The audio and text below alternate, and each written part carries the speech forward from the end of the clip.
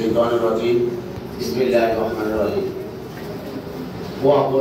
প্রাথমিক বিদ্যালয় কর্তৃক আয়োজিত 12 রবিউল আওয়াল ঈদে মিলাদুন নবী সাল্লাল্লাহু আলাইহি ওয়াসাল্লাম সম্পর্কে আয়োজিত কেরাত দোয়া কুইজ প্রতিযোগিতা উপস্থিত রয়েছেন অত্র বিদ্যালয়ের সুনামধন্য প্রধান শিক্ষক জনাব মিজানুর রহমান স্যার উপস্থিত রয়েছেন অত্র বিদ্যালয়ের সহকারী শিক্ষক শিক্ষিকা বিন্দু আমার সামনে উপবিষ্ট আমাদের কচিকাতা ছোট ভাই বোনেরা সবাইকে জানাচ্ছি আসসালামু আলাইকুম ওয়া রাহমাতুল্লাহি ওয়া বারাকাতুহু।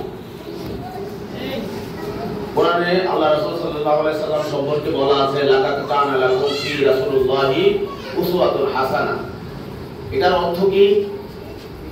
আমরা যেরকম এই ছোটকালে আমরা আমাদের বাবা মাকে কিভাবে চলাফেরা করে, আমরা কেউ বাবাকে ফলো করি, কেউ মাকে ফলো করি না, ঠিক তেমনি গোটা মানব জাতির জন্য বলা হয়েছে যাতে আমরা রাসূল সাল্লাল্লাহু আলাইহি সাল্লামের আদর্শকে অনুসরণ করি, কারণ উনি হচ্ছে উসওয়াতুল হাসানা, সর্বোচ্চ আদর্শের দিক নির্দেশক বা অধিকারী।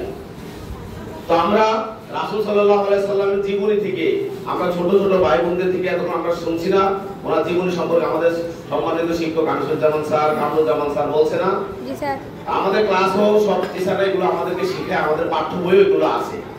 তা আমরা রাসূল সাল্লাল্লাহু আলাইহি সাল্লামের জীবনী থেকে শিখতে হবে। কি শিখতে হবে? যেমন আমরা এখন ছোট না, রাসূল সাল্লাল্লাহু আলাইহি সাল্লাম যখন মক্কা বিজয়ের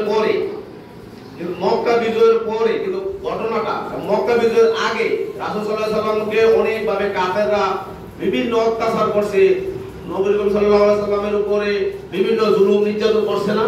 কিন্তু মক্কা বিজয়ের পরে রাসূল সাল্লাল্লাহু আলাইহি সাল্লাম কি করছে? সবাইকে ক্ষমা করে দিয়েছে। এখন আমরা যদি এখানে ছোট ছোট আছি, আমরা কি করি? একটা বন্ধুর কলম নিয়ে আমরা একটা বই পাতা ছিললে তখন আমরা তাকে মারি না? এটা করা যাবে না। রাসূল সাল্লাল্লাহু আলাইহি সাল্লাম জীবনের আদর্শটা কি? ক্ষমা করে দেওয়া। রাসূল সাল্লাল্লাহু আলাইহি সাল্লাম সবাইকে ক্ষমা করে দিয়েছে না? তোমরা যারা ছোট আছো, তোমাদের ছোট ভাই ছোট বন্ধু বা ক্লাসমেটের সাথে যদি কোনো কিছু নিয়ে ঝগড়া লাগো, কলম নিয়া বসা নিয়া, তাহলে তাদেরকে কি মারবা না ক্ষমা করে দিবা? ক্ষমা করে দিব। এই রাসূলের জীবনের একটা আদর্শকে মানতে হবে। ইসলামের ৭০টারও বেশি শাখা প্রশাখা রয়েছে, এর মধ্যে এক নাম্বার শাখা হচ্ছে কি? লা ইলাহা ইল্লাল্লাহ মুহাম্মাদুর রাসূলুল্লাহ, তার দাওয়াত দেওয়া। আর সর্বনিম্ন শাখাটা কি? রাস্তা থেকে যখন কষ্টদায়ক ইট থাকে না, ইটে আঘাত খাইলে মানুষের পা ব্যথা পাবে না, কাঁটা থাকে না, এরকম যায় দেখো রাস্তা থেকে কষ্টদায়ক বস্তুটি অপসারণ করা। তাহলে এই যে রাসূলের সাল্লাল্লাহু আলাইহি সাল্লামের জীবনের সকল কিছু আমাদের জন্য আদর্শ, তার মধ্যে একটা আদর্শ আমাদের ধরে রাখতে হবে। তো তোমরা ছোট, যেহেতু তোমরা কোন আদর্শটা ধরে রাখবে? নবীজির জীবনের ক্ষমা। বন্ধুরা যদি কোনো অন্যায় করে তাহলে কি করে দিবা? ক্ষমা করে দিবা। জি।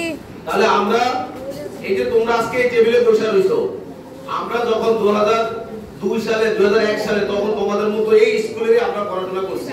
আমাদের সময় আমাদের প্রধান শিক্ষক ছিল হাবিব স্যার, তখন আমরা এখানে বসা ছিলাম, আমাদের বড় ভাই আমাদের স্যাররা এখানে বসে আছে।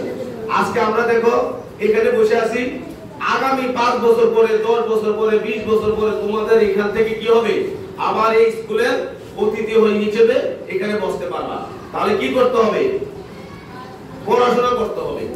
পড়াশোনা করে মানুষের মতো মানুষ হতে হবে, ডাক্তার হতে হবে, বিশ্ববিদ্যালয়ে পড়তে হবে, ভালো মানুষ হতে হবে। তাহলে তোমাদের যাতে আগামী দিনগুলো সাফল্যমণ্ডিত হয়, শিক্ষকদের কথা মেনে চলবা। এবং শিক্ষকরা যে কথা, বাবা মায়ের পরে কার স্থান? শিক্ষকের স্থান। তাহলে বাবা মার বাসায় গেলে পাওয়া যায়, আর এখানে স্কুলে গেলে 6-7 ঘন্টা শিক্ষকদের কাছে থাকা হয়। শিক্ষকদের থেকে আমরা বেশি শিক্ষা গ্রহণ করি।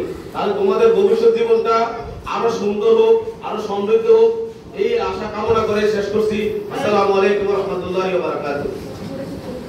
মধ্য দিয়ে তিনি ওই সমাজে বিচরণ করা শুরু করেন। তিনি যখন ছোট ছিলেন তখন এই সবার সাথে খুব সুন্দর আচরণ করতেন, সুন্দর কথাবার্তা বলতেন, সবাই তার প্রশংসা করত। তিনি কখনো মিথ্যা কথা বলতেন না। তৎকালীন সমাজে তারা ছিল কাফের, কিন্তু নবী করিম সাল্লাল্লাহু আলাইহি সাল্লাম খুব কম বয়সে থাকতেই সবাই তাকে বিশ্বাসী বলে ডাকতো, যেটাকে বলা হতো আল্লাহ।